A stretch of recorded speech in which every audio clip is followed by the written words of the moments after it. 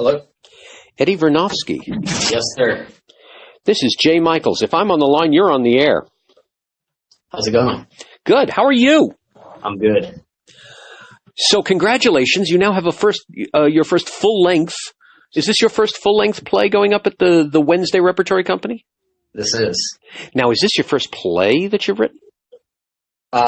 It's not exactly the first play that I've written. There have been a number of one-act plays and scenes that have gone up. So this is your first full-length. This is your first play.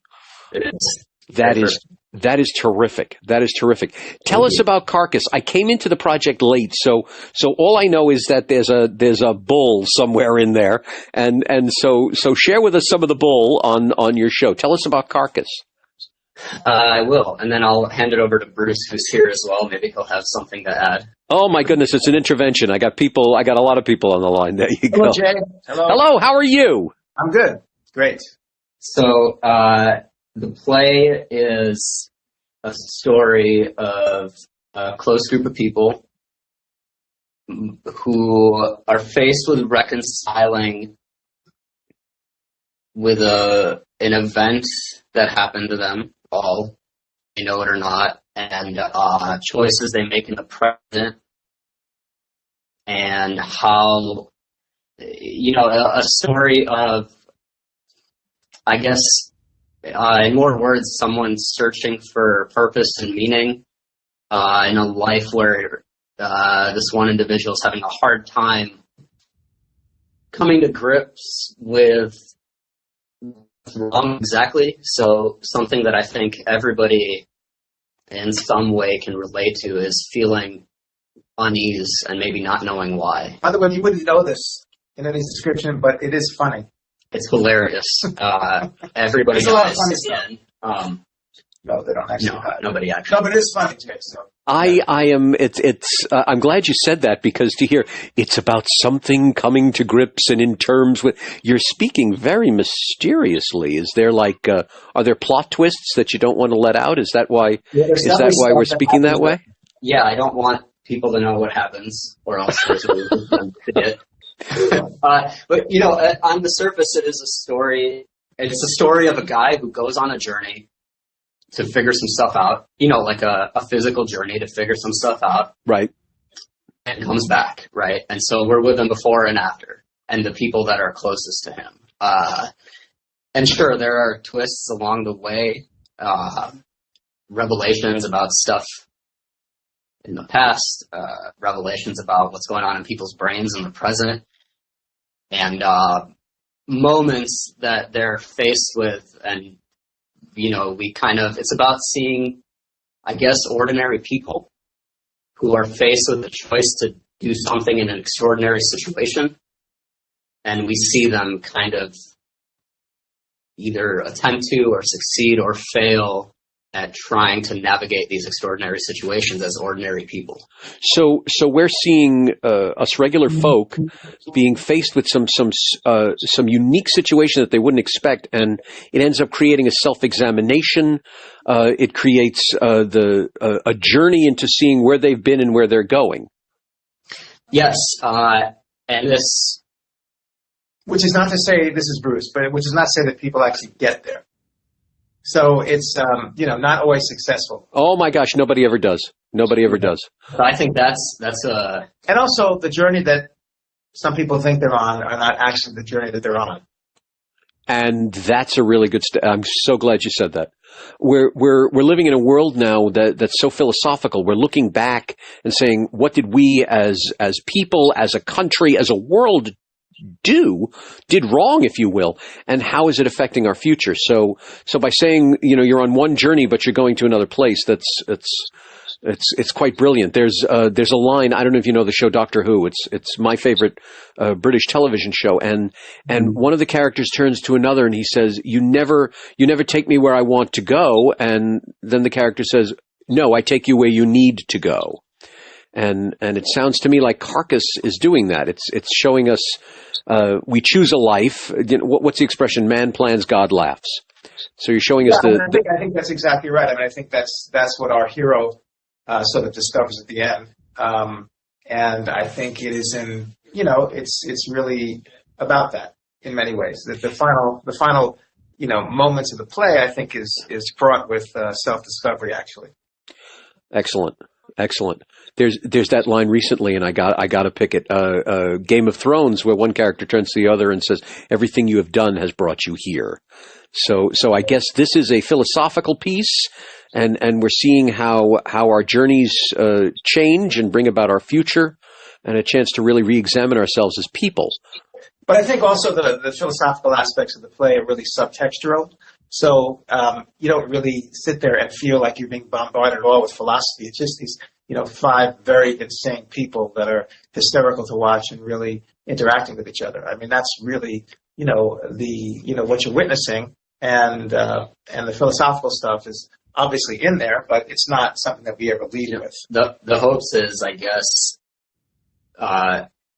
that it's something these people, these archetypes, if you will, and their commotion that they're always in, as viewers, we can so easily relate to, that I think the idea would be that it leaves the audience confronting their own philosophies, right? Well, that's how you do it, and I think you're very wise to do that, because when you're confronted with it, you don't want to, but when it kind of sneaks up on you, that's where the learning lesson happens. So it sounds like that's also a major part of your plot. Right. That you're watching one thing and then you're going to go, oh, I get it. Well, the other day, actually yesterday, we had a couple of run-throughs of the first act. Well, although it's not going to be Act 1 and Act 2 anymore, we've decided that we're actually going to run the play straight through. Excellent. Good for you. 25 minutes or so. But, and I was watching what was the first act. And when we ran it through the second time, I could not stop laughing. It was really hysterical. And, when you've seen the play and read the play and been with the play for well over a year, and, I'm able to laugh, I think there's really something that's very interesting going on. You learn something new every time you go through it. Yeah, sure. Sorry, that's my. And now there's a musical number. This is great. Yes. Yeah. Eddie, let me grab you now, because now you're talking about this great philosophical journey, and this is your first full-length piece here. Now you've had a very interesting trajectory to this point. A lot of people, I've been a theater major and I did plays. Da da da da. You were a finance major. You were a pre-med. You were completely on the other side, and now here you are, a soon-to-be produced author. Tell us about your journey. Tell us about Eddie, how he got here. So I will try to be brief, although that's sometimes hard, right? Like anyone who moves to New York, you arrive and then you live 1,000 lifetimes. Yeah. And so where I guess the short version of before that is my brain was always confronted with math and science, pretty heavy. Mm-hmm. And it never really occurred to me to do anything else, even as I was doing other things, right? Every activity one could think of, courtesy of my parents, growing up. And then in college, it was just math and science and a good amount of extracurricular fun, I guess. Of course. But just, math and science and nothing, just because I could, right? So there was no real idea that pursuing something creative was a real thing until I had a phone call with a friend of mine, my buddy Alex, and something he said, so without getting into the explicit details of the conversation, something that he said, it just kind of thrust both of us into like a sort of, it's like a movie moment, right? Where I'm on campus in my apartment, and a week later I was living in New York. And it literally happened like that. I went with a backpack, forgot all my stuff, had to fly back, get my stuff, go back to New York, and then just kind of started running around frantically trying to figure out what to do. Wow. Pretty much I just knew that I liked movies. So it wasn't that I moved here to do anything. It was that I moved here because I like movies and I didn't want to be a real person anymore. And what ultimately led me to being here was meeting Bruce, actually. So he directed this hilarious movie called Vampirifica. It was the end of the summer or the beginning of the fall that I met him in 2010. So a few months after I moved to New York. I kind of talked my way onto that set through a friend of mine. I was assistant editing. And Bruce and I hit it off. We were talking, and he said something that was the first notion I had of the idea that one actually can pursue acting. And so I reluctantly went and tried the class, his acting class, that is. Right. And it took a while, but a couple months in, something clicked, and it just seemed like the thing I needed to do. One of the few experiences I'd ever had to that point so I was doing a scene in class, and really, I mean, right now it's the first time I can remember, other than occasional moments in sports growing up, where I did this scene and I came out from the scene having basically blacked out for 10 minutes or whatever. Huh. And it was the most meditative, incredible experience. And that seemed like something that I kind of needed to hold on to. So courtesy of Bruce, I got launched into this ridiculous pursuit, and kind of happened the same way with writing, where one day he was like, hey, just write something. And I was like, what? Do you think there's like a veil of autobiographical in your play? Because it sounds like you yourself, on one journey suddenly discovered you're on another journey, and then, you had your own aha moments. From a philosophical standpoint, I think that's unavoidable. Very cool. Yeah, it's in there. These people aren't me, and they're not explicitly anybody I know, but it wouldn't exist without the arguments I've had with my mom, There you go. Yeah. Without the stuff I've heard my grandparents say, without the friends I've had and the strangers I've met, I guess. So yeah, in a sense, it's autobiographical from a philosophical. Very cool. Very cool. And you just gave it all up. You just said, okay, no more pre-med, and off to New York you went. And that's where you met Bruce Ornstein. Bruce, tell me about you. Tell me about the Wednesday Rep. I want to make sure people really understand your company. It sounds like you have a very ambitious, very wonderful group with you. And I'd love to hear more about you and your company. So originally, when I first started teaching a long time ago, like 22 years ago, along with directing and acting and all that, I really wanted to open up a master class, but I didn't really know how to do it because I was very constrained by the time factor in the studio in which I was teaching. Mm-hmm. And so finally I was able to open up a Wednesday class, which was my master class, and it was different from my other classes in that it was more of me being a moderator than an actual teacher. And from that was born the Wednesday Repertory Company. And we started producing stuff. And we'd actually started producing stuff before we were actually officially a company. And then we became a company some years later, and then started producing stuff, pretty consistently. Usually one-act plays. At this point, I think we've done probably 80 original one-act plays. Wow. And I'm very, very proud of the work. I say this all the time, I'm actually more proud of the work that I do with the writers, I think, than anything else, because, they're the ones that are creating this stuff from the get-go. And without them, we don't have anything. And the writing and the material, the last one-act plays, group of plays that we did, which was literally 2 weeks ago. It's been doing this play back-to-back has been a strain on the company in a sense, and a big strain on my marriage. My wife hates me now, but my kids aren't too fond of me, but they're never too fond of me anyway, so that's okay. There you go. So we just, took it upon ourselves to just do this, and we've done, as I said, something like 80 plays, and our last batch of plays were really extraordinary. I think it was the best evening that we've done so far. I always say that, but I really believe it, and I think we do extraordinary work in the company, and we started, with Eddie's play about a year and a half ago. It was, again, born out of a series of one-acts, and now it's this full length that we developed over time, and developed with a series of readings, and got a lot of input from people in the company, and over glasses of wine and things like that. And finally, we discovered how to really kind of put this together. And so I think we have something really, really special. I really do. What's the future like now? This is your second full-length play with the Wednesday Rep that you're doing, the second one that you're producing. Are you looking to add full lengths as more of an expectation within the company, or are you going to stick to the? So in the fall we have another one that we're slated to do, and then it's really up to the writers to keep writing. And so I've challenged the company and people in the company to start writing full lengths. It's not actually I've directed out of the Wednesday group other full lengths, but it was before we actually became an official company.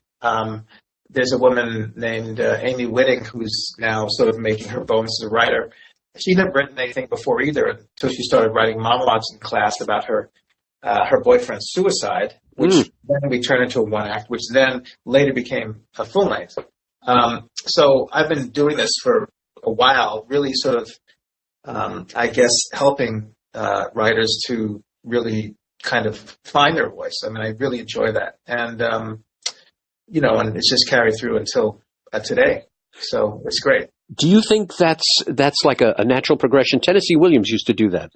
Mooney's Kid Don't Cry was a one act that eventually became Streetcar Named Desire, and or at least they say it was the foundation thereof. Do you think writing the monologue, writing the character, writing the one act, and then the full length is like the proper trajectory, if you will, in writing a play? I don't think so. I mean, I think that there are just so many different ways that one can go about the writing process, and it's very hard to pinpoint the right way to do it, or if there is an actual progression. In this case, it is, but in other cases, people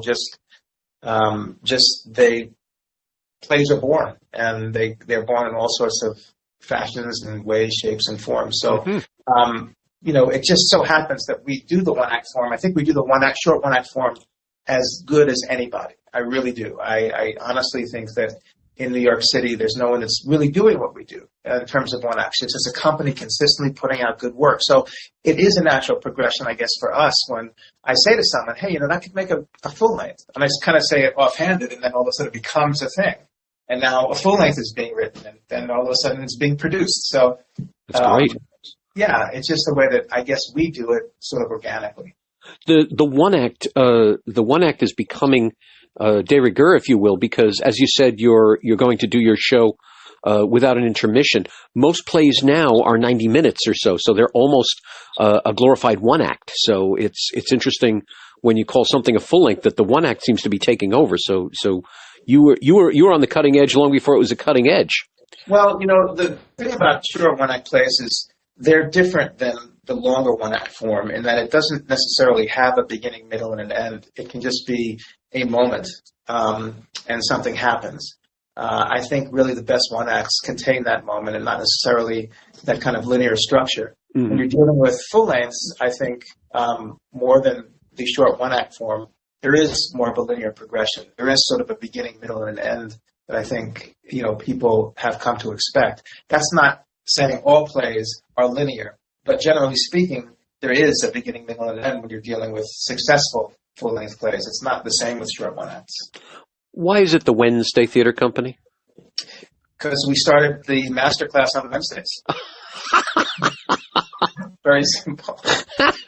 And no one knew what to call it. So someone said, why don't we just call it Wednesday Rep? And I went, okay, we'll try that. It's so you come across as this very deep, very intellectual man. So I thought you go, well, Wednesday, if you look at the lunar calendar, then every Wednesday, and when you think about Shakespeare, and here you go, it was Wednesday we started. Brilliant, brilliant. Eddie, quick question to you now. This is your first full length. What is it like for you, and especially considering your trajectory into the arts? What's it like hearing your dialogue spoken? I speak to authors all the time, and I get so many answers. What was it like when actors sat down and read the words and spoke the words that you wrote? It's a trip, man. It's very odd. I have a very hard time in certain ways taking myself seriously. And so I'm reminded that when other people are taking me seriously, there's something to think about, like in my relationship with myself, I guess. But it's weird. It's obviously an enormous compliment. People are putting a lot of time and energy into saying exactly the words I wrote in the order that I thought to write them in. But of course, Eddie is in the play too. I mean, he is the main character. Oh, so you're in the play as well. Oh, perfect. And so to say them not comment on the writing, right? In the subtext, not comment on my own writing, not think about the lines, the dialogue, the whatever, just say the words. Right. That I'm the one who wrote the words, interact with other people who are saying the words, but forget where those words came from, to not expect the words before they come. It's a trip. Like I said, it's an extraordinary experience. It's one that I guess the pursuit of acting and writing and all that is, unlike many industries, one where you're not, I guess moments of success aren't explicitly delineated, right? You just kind of go, and then maybe at some point something happens. And so it's interesting to step back and think that maybe this is one such moment that a lot of people don't really get. And I kind of get it from a writing standpoint and an acting standpoint. And it's, obviously, I really owe pretty much all of this to Bruce. It's an extraordinary gift for me to be able to have this opportunity. Well, thank you. But Jay, speaking of which, our producing director is also in the show, Dan Williams, who I think you know. I know Dan Lane very well. Yes. If we don't get to rehearsal, he's going to chew my head off. So we actually have to go to rehearsal right now. Otherwise, we're dead meat. No better reason for me to say thank you so much. Thank you. Go enjoy the rehearsal. I will tell our listeners exactly where they can go see this phenomenal experience and the Wednesday Rep, which is a phenomenal experience in and of itself. And gentlemen, I look forward to hearing wonderful things about the show. Thank you so much for chatting with me today. Thank you, Jay. Ciao.